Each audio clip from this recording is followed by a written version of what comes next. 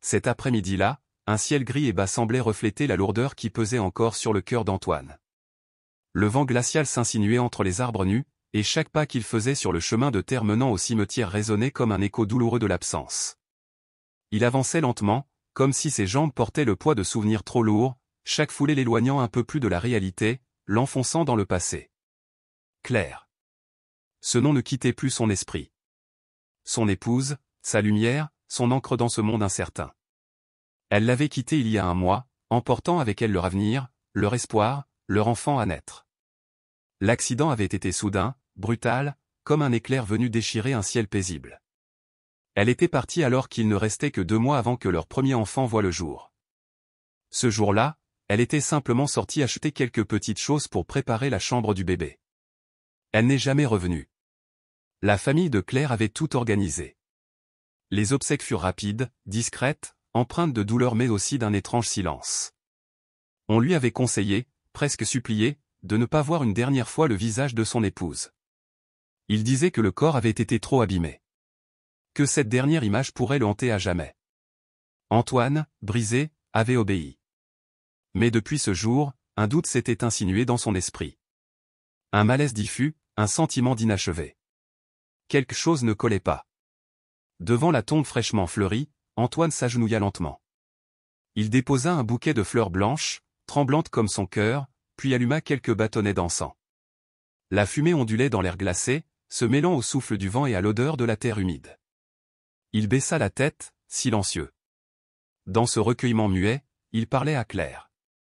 Ou plutôt, à ce qu'il restait d'elle ici-bas. Il lui demandait pardon. Pardon de ne pas avoir été là, pardon de ne pas avoir pu la protéger, elle et leur bébé. Et puis, dans le murmure du vent, quelque chose d'étrange rompit le silence. Un son. Faible, mais distinct. Un cri. Un pleur. Un frisson parcourut son dos. Il se redressa brusquement. Ce n'était pas une illusion. Le son résonnait dans le silence absolu du cimetière, trop réel pour être ignoré. Antoine balaya du regard les alentours, cherchant l'origine de ce cri étrange. Ses yeux s'arrêtèrent soudain sur une vieille serviette, posée, là, juste au-dessus de la tombe de Claire. Son cœur manqua un battement. Il s'approcha lentement, le souffle court. Il se pencha, les mains tremblantes. Le cri venait de là. Il écarta prudemment la serviette, et ce qu'il découvrit lui coupa le souffle. Un bébé. Un nouveau-né, minuscule, fragile. Sa peau était rougeâtre, ses yeux fermés, ses petites mains crispées comme si elles tentaient de retenir une chaleur en train de s'échapper. Antoine resta figé. Le monde autour de lui avait cessé de tourner. Pourquoi? Pourquoi un bébé, ici, maintenant, et surtout, sur la tombe de Claire? Dans la serviette, il trouva un petit morceau de papier froissé, sur lequel on avait griffonné, à la hâte, s'il vous plaît, sauvez cet enfant innocent. Son esprit vacilla. Qui avait laissé ce bébé ici? Était-ce une coïncidence macabre? Une tragédie cachée? Ou était-ce un message? Sans réfléchir davantage, il ramassa doucement l'enfant, sentant son petit corps glacé contre sa poitrine. Il courut vers sa voiture, le cœur battant à tout rompre, une tornade d'émotion dans la poitrine. Sur le trajet vers l'hôpital, ses yeux ne quittaient pas le bébé. Chaque trait de son visage semblait réveiller en lui une image oubliée. Ce petit nez, ses lèvres. Claire. Une angoisse indicible monta en lui. Ce n'était pas une coïncidence. Ce bébé, il portait quelque chose d'elle. Une empreinte. Un lien invisible mais puissant. Arrivé à l'hôpital, il confia l'enfant au médecin qui l'admire immédiatement. Après un examen rapide, on lui annonça que le nourrisson n'avait que quelques jours. Il était faible, souffrait de malnutrition et avait été exposé à un froid prolongé. Antoine s'effondra sur un banc, le morceau de papier toujours serré entre ses doigts.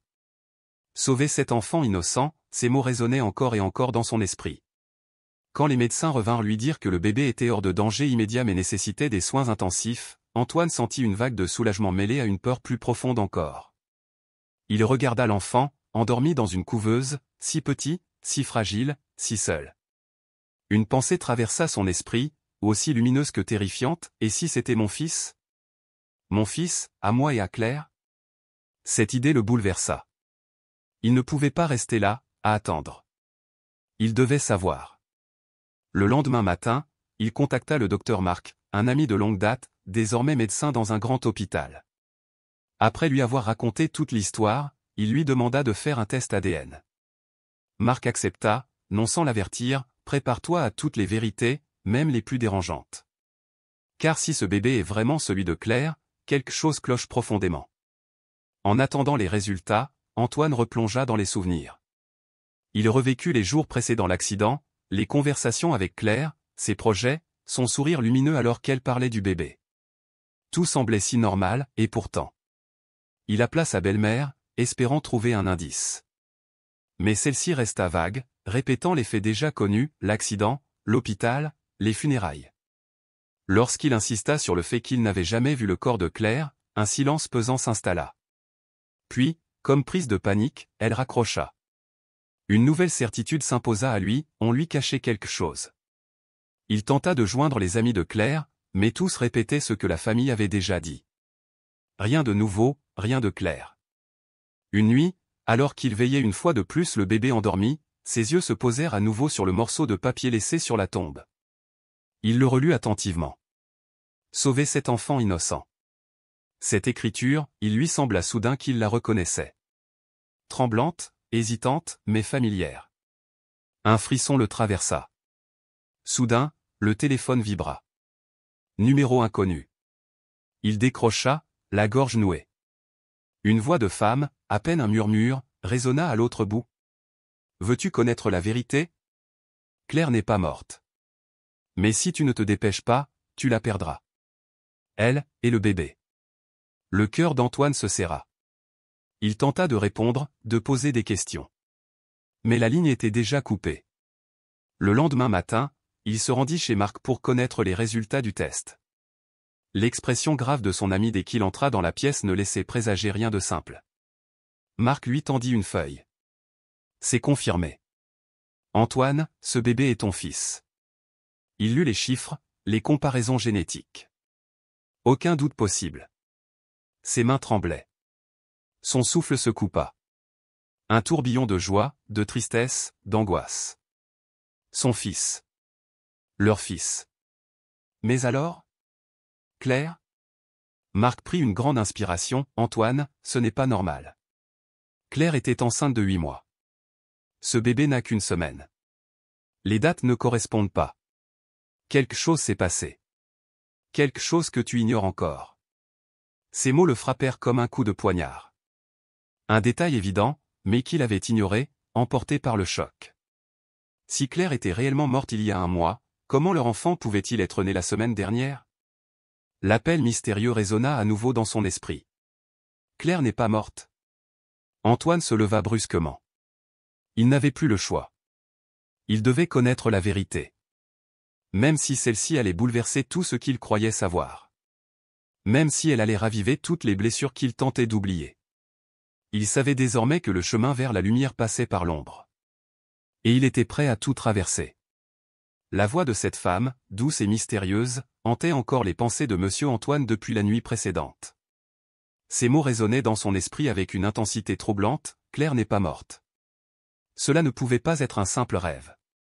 Il en était désormais convaincu, il devait tout faire pour découvrir la vérité. Déterminé, il retourna à l'hôpital où Claire avait été transportée après l'accident. Il interrogea les médecins, fouilla les archives, analysa les rapports, mais tout semblait ordinaire. Aucun détail ne sortait de l'ordinaire dans le dossier médical. Claire y était mentionnée comme décédée peu après son admission. Rien d'anormal. Rien de suspect. Et pourtant, alors qu'il quittait les lieux, un vieil employé de nettoyage, au regard inquiet, l'interpella discrètement.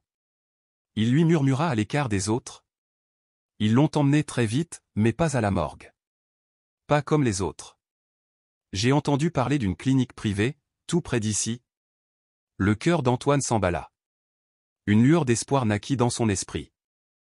Cette information était peut-être le plus grand indice qu'il ait jamais eu. Il se précipita sur son téléphone, chercha des cliniques privées dans les environs et découvrit un petit établissement situé à la périphérie de la ville. D'après certaines rumeurs, cette clinique recevait souvent des patients impliqués dans des accidents aux causes obscures.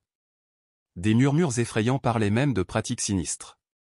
Ces idées tournoyaient dans la tête d'Antoine quand, cette nuit-là, il reçut un nouvel appel anonyme. La voix féminine, plus claire cette fois, disait avec insistance. Clinique XYZ. Si tu veux sauver Claire, vas-y. Mais sois prudent, quelqu'un t'observe. À partir de ce jour, Antoine sentit une présence constante autour de lui. À chaque pas, dans chaque rue, il avait l'impression d'être épié. Sur le chemin du travail ou en rentrant chez lui, il croisait des individus étranges, immobiles au coin des rues, qui disparaissaient dès qu'ils s'approchaient. Un malaise profond l'envahissait. L'angoisse grandissait, mais la volonté de retrouver Claire, et de protéger leur enfant, le poussait en avant. Il décida enfin d'agir. Un soir, il se gara discrètement devant la clinique XYZ. Le bâtiment semblait abandonné, presque oublié du monde, dissimulé derrière des rangées d'arbres imposants. Une lumière jaunâtre vacillait à travers les vitres poussiéreuses, projetant des ombres inquiétantes. Antoine inspira profondément. « Claire, attends-moi. Je te ramènerai, toi et notre enfant. Quoi qu'il m'en coûte. » Il poussa la porte grinçante. À l'intérieur, une salle d'attente sombre, à peine éclairée. Quelques patients silencieux étaient assis, comme figés par une peur invisible.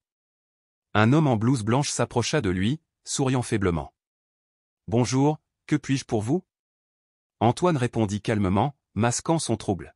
« Je cherche des informations. Ma femme, Claire, a eu un accident. On m'a dit qu'elle avait été admise ici. » Le visage du médecin se crispa un instant, puis retrouva une expression neutre. « Nous ne conservons pas les dossiers très longtemps. Vous devriez plutôt vous adresser à l'hôpital où elle a été transférée initialement. » Mais Antoine sentait que quelque chose clochait. Il allait poser une autre question quand une infirmière apparut, chuchota quelque chose à l'oreille du médecin. Celui-ci acquiesça rapidement, tourna les talons et disparut. Antoine, laissé seul, se sentait perdu et inquiet. Puis, une main se posa doucement sur son épaule. Il se retourna et découvrit une femme d'une trentaine d'années, aux traits fins mais tendus, avec des yeux qui trahissaient la peur. Elle jeta un coup d'œil autour d'elle, puis murmura. « Tu es bien le mari de Claire, n'est-ce pas ?»« Oui. »« Qui êtes-vous ? Que savez-vous d'elle ? » ?»« Pas ici. »« Suis-moi. » Elle le mena dans une ruelle derrière la clinique, à l'abri des regards. Là, elle lui révéla. « Je m'appelle Élise. J'ai travaillé ici, et je sais ce qu'ils ont fait à Claire. » Antoine sentit son cœur s'arrêter. « Elle est vivante ?» Élise hocha lentement la tête, les yeux humides. « Oui. Mais elle a beaucoup souffert. » Elle se mit à raconter. Le jour de l'accident, Claire était arrivée ici, entre la vie et la mort. Mais elle respirait encore. La clinique, selon Élise, n'était pas un simple établissement médical. Elle cachait un réseau de trafic de bébés. Les femmes enceintes, sans proches ou laissées pour mortes après un accident, y étaient emmenées. Si la mère décédait, ils prenaient le bébé. Si elle survivait, ils la gardaient, la droguaient jusqu'à l'accouchement, puis la faisaient disparaître. Claire a repris connaissance peu après son arrivée. Quand elle a compris ce qu'ils comptaient faire du bébé, elle s'est rebellée. Alors ils l'ont transférée dans un autre lieu, plus secret, où elle est toujours détenue. La voix d'Élise tremblait. « Pourquoi le bébé était-il sur la tombe de Claire ?» demanda Antoine, les larmes aux yeux. « C'était moi. Claire était ma meilleure amie au lycée. Quand j'ai su qu'elle était ici, j'ai pris le risque. J'ai sauvé son bébé. Je ne savais pas où te trouver, alors j'ai placé l'enfant sur la tombe. Je savais que tu irais là-bas. » Antoine, bouleversé, resta silencieux. Mélange de colère, de chagrin et de reconnaissance. « Mais, il y a autre chose, » ajouta Élise. « Le beau-frère de Claire. C'est lui. Il est responsable. Il a tout organisé. Il avait des dettes énormes. Il a vendu des informations à ce réseau en échange d'argent. C'est lui qui a arrangé tout ça, qui a fait croire à la mort de Claire. » Le sang d'Antoine ne fit qu'un tour. Il n'arrivait pas à croire que celui en qui la famille avait eu confiance soit l'instigateur d'un tel complot. « Il est dangereux, » poursuivit Élise. « Très dangereux. Il ne te laissera pas reprendre Claire sans réagir. Mais je sais où ils la retiennent. Dans une vieille maison abandonnée, en banlieue. Ils y gardent aussi d'autres femmes. Avant qu'Antoine ne parte, elle le prévint. Il faut être extrêmement discret. Si quelqu'un découvre ce qu'on fait, Claire et le bébé seront en grand danger. Cette nuit-là, de retour chez lui, Antoine remarqua une voiture noire, stationnée à l'entrée du chemin. Les phares à peine allumés pointaient vers sa maison. Il comprit qu'on le surveillait. Élise avait raison. Ils étaient suivis. Il posa la main sur la photo de Claire et murmura. « Attends-moi. Je vais te ramener à la maison. Je te le promets. » Plus tard, dans l'ombre d'une banlieue endormie, il retrouva Élise près de l'ancienne bâtisse décrépite. La maison semblait surgir d'un cauchemar, noyée dans le brouillard, silencieuse et menaçante. À leur côté se trouvait le docteur Marc, un ami fidèle et homme de principe, révolté par ce qu'il avait appris. Ensemble, ils avaient mis au point un plan. Élise ferait diversion, prétendant apporter des informations pour une vente illégale. Pendant ce temps, Antoine et Marc s'introduiraient par l'arrière du bâtiment, à la recherche du sous-sol où Claire était retenue. « Là-bas » dit Élise en pointant du doigt la maison. « Ils gardent les femmes dans des pièces fermées au sous-sol. Il y a toujours quelqu'un en surveillance. Faites attention. » Antoine acquiesça. Sa peur était immense, mais sa volonté l'était plus encore. Il n'avait plus le droit de reculer. À travers la brume, il distingua des silhouettes menaçantes, 3 hommes lourdement armés, postés à l'entrée. Le danger était réel, palpable, omniprésent. Mais rien ne l'arrêterait. Claire était vivante. Leur enfant avait été sauvé. Et maintenant, il allait se battre. Pour elle. Pour eux. Pour la vérité. Il inspira profondément une dernière fois. Le combat ne faisait que commencer. Il croyait avoir tout prévu. Il ne savait pas qu'il faisait face à quelque chose de plus fort qu'eux, l'amour et la volonté de protéger. Ellie avança calmement. Son regard était glacial, mais une flamme de détermination y brûlait. Elle incarnait le rôle d'une femme enceinte prête à vendre son futur enfant. En réalité, elle jouait un tout autre jeu, celui d'une intermédiaire, une courtière fictive, inventée pour infiltrer ce lieu sordide. Les portiers, après une rapide inspection, lui permirent d'entrer. C'était l'ouverture tant espérée. Elle ne dit que quelques mots, presque dans un souffle. « Marc, allons-y. » Guidés par les indications précises qu'Ellie leur avait données plus tôt, Antoine et Marc se faufilèrent discrètement derrière la clôture arrière. Ils longèrent silencieusement les murs de la bâtisse jusqu'à une petite fenêtre donnant sur le sous-sol. Elle était verrouillée, bien sûr. Mais Marc, préparé, sortit le pied de biche qu'il avait caché dans sa veste. Il fit doucement levier, jusqu'à créer un interstice assez large pour passer. Un courant d'air moisi s'échappa du sous-sol, l'odeur de l'humidité, du renfermé et de la peur. À l'intérieur, seule une faible lueur s'échappait de petites ampoules accrochées au plafond bas. Un silence oppressant régnait, brisé seulement par de faibles gémissements provenant des pièces adjacentes. Doucement, murmura Antoine, l'œil aux aguets, inspectant chaque recoin. Soudain, des bruits de pas résonnèrent. Instinctivement, les 2 hommes se plaquèrent contre le mur, se dissimulant dans l'ombre. Un homme apparut, une lampe de poche à la main. Il avançait lentement, inspectant les alentours. Il s'arrêta devant une grande porte au bout du couloir, sortit une clé de sa poche, ouvrit, et entra. Antoine, le cœur battant, approcha de la porte entr'ouverte et jeta un coup d'œil à travers la fente. Ce qu'il vit lui coupa le souffle. Étendue sur un lit étroit, une silhouette amaigrie, mais vivante, Claire. La femme qu'il croyait à jamais perdue. Elle était là, affaiblie, fragile, mais toujours en vie. Il voulut bondir, la serrer dans ses bras, mais Marc le retint fermement par le bras. « Pas maintenant. Tu vas tout gâcher » lui chuchota Théil. Lorsque l'homme repartit, ils s'approchèrent à nouveau de la porte. Antoine tenta de l'ouvrir, verrouillée. Il n'y avait qu'un seul moyen. Marc sortit un outil de crochetage de sa poche, ses doigts tremblants mais rapides. Un petit clic, et la porte s'ouvrit. Antoine se précipita dans la pièce. Dès que ses yeux croisèrent ceux de Claire, le monde autour de lui sembla s'arrêter. Elle ouvrit les paupières, lentement. Son visage, bien que marqué par la douleur, gardait cette douceur inimitable qu'il aimait tant. « Antoine » souffla-t-elle, la voix faible, mais pleine d'émotion. « C'est moi, Claire. C'est fini. Je suis venu te ramener à la maison. » « Non, ce n'est pas encore fini. » Une alarme stridente retentit brusquement dans tout le sous-sol. Ils avaient été découverts. Vite! Hurla Marc. Antoine attrapa Claire, la serra contre lui et courut vers la sortie, Marc à ses côtés. Des voix, des cris, des bruits de course résonnaient derrière eux. Des hommes surgissaient, alertés, armés, prêts à les arrêter. Une voix cria depuis l'étage. On les a repérés. Arrêtez-les. Ils n'étaient qu'à quelques mètres de la sortie quand un homme se dressa devant eux, armé, l'arme pointée vers Antoine. Pose cette femme. Cria-t-il, le regard plein de haine. Antoine s'immobilisa, tenant toujours Claire fermement dans ses bras. Mais au même instant, un coup sourd éclata. L'homme chancela et s'effondra au sol. Derrière lui, Élie tenait un bâton de bois brisé, encore levé. Allez! Hurla-t-elle. Partez maintenant!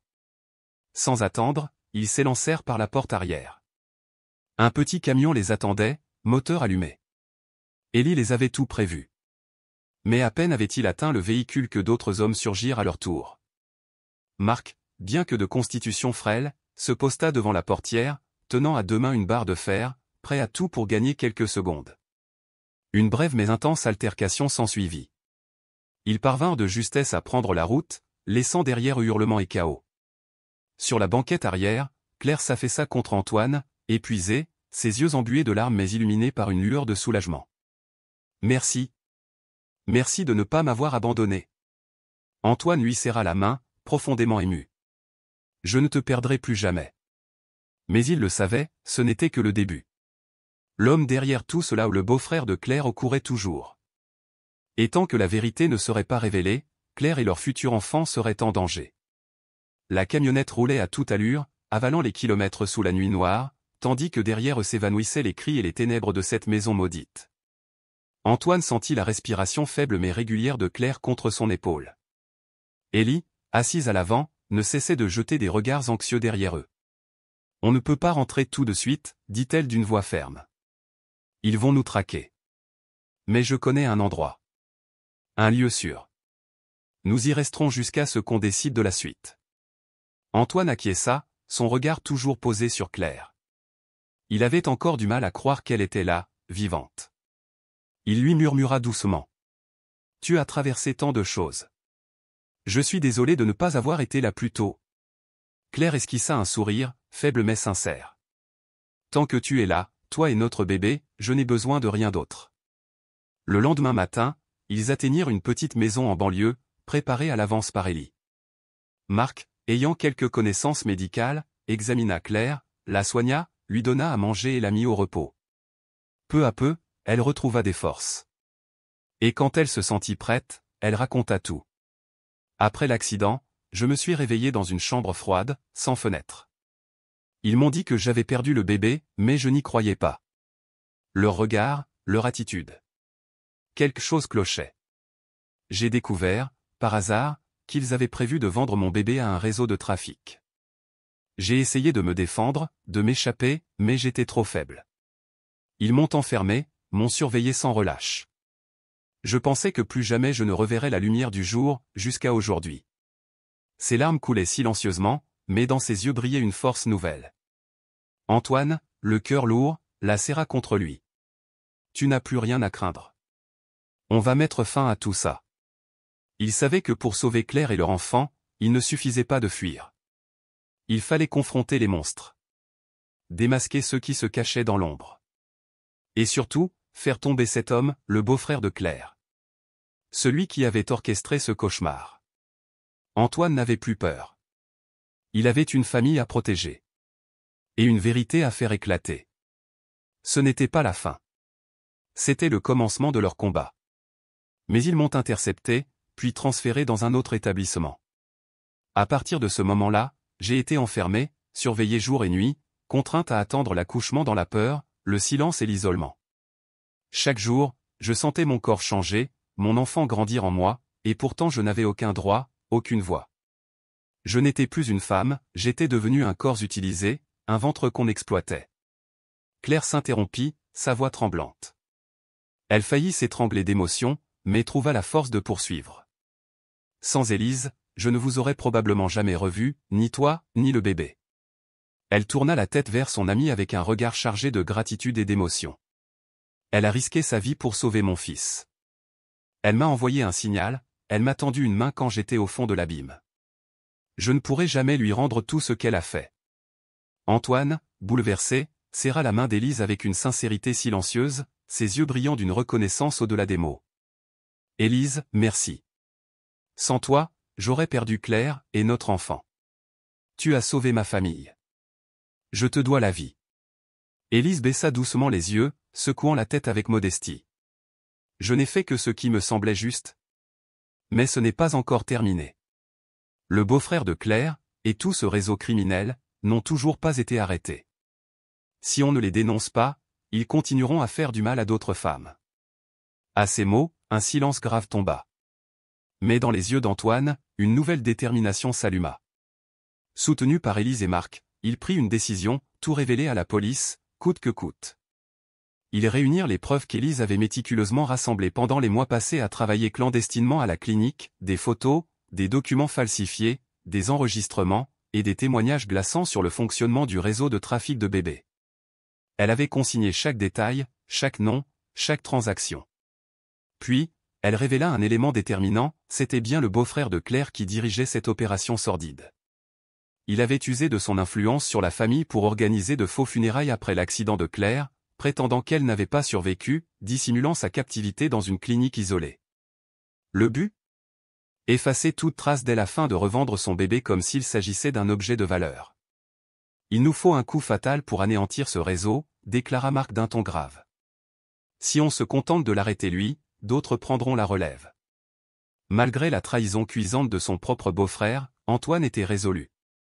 Il accepta de collaborer avec la police pour mettre en place un piège.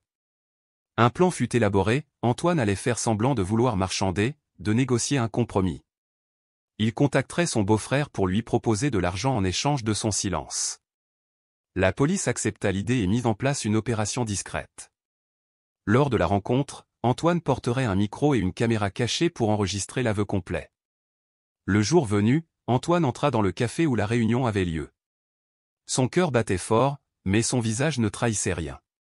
En face de lui, l'homme qui avait détruit tant de vies afficha un sourire froid, sûr de son pouvoir.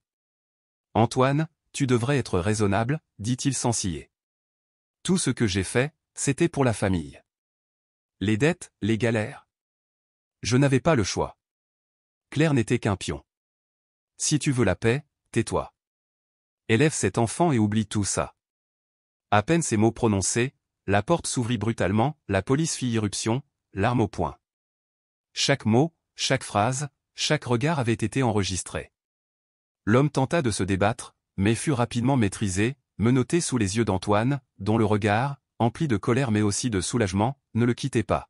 « C'est pour Claire et mon fils, dit-il d'une voix ferme, et pour toutes les victimes que tu as détruites. » Quelques semaines plus tard, le réseau tout entier fut démantelé. Des arrestations eurent lieu dans plusieurs villes. Les femmes séquestrées, certaines depuis des mois, furent libérées et prises en charge. Les familles brisées purent enfin espérer la justice. Claire, elle, fut officiellement réintégrée auprès d'Antoine. Elle revint chez elle avec leur fils, désormais libre, entouré d'amour. Un matin tranquille, le soleil se levait doucement, enveloppant la maison d'une lumière dorée. Antoine se tenait sur le porche, observant Claire, assise sur un banc dans le jardin, berçant leur bébé contre elle. L'enfant souriait, sa petite main tendue effleurant tendrement la joue de sa mère. Ce geste innocent semblait effacer les cicatrices invisibles, consoler les douleurs passées. Antoine s'approcha doucement, s'agenouilla près d'elle. « As-tu choisi un nom pour lui ?» demanda Claire, les yeux brillants de larmes de joie. Il sourit, les yeux baignés d'émotion. « Bastien » répondit-il doucement. « Parce qu'il est notre bastion, notre force, notre espoir. Parce qu'il est le trésor pour lequel j'ai tout sacrifié. Et parce que notre famille est enfin en sécurité. » Claire, submergée, s'effondra en larmes contre son épaule.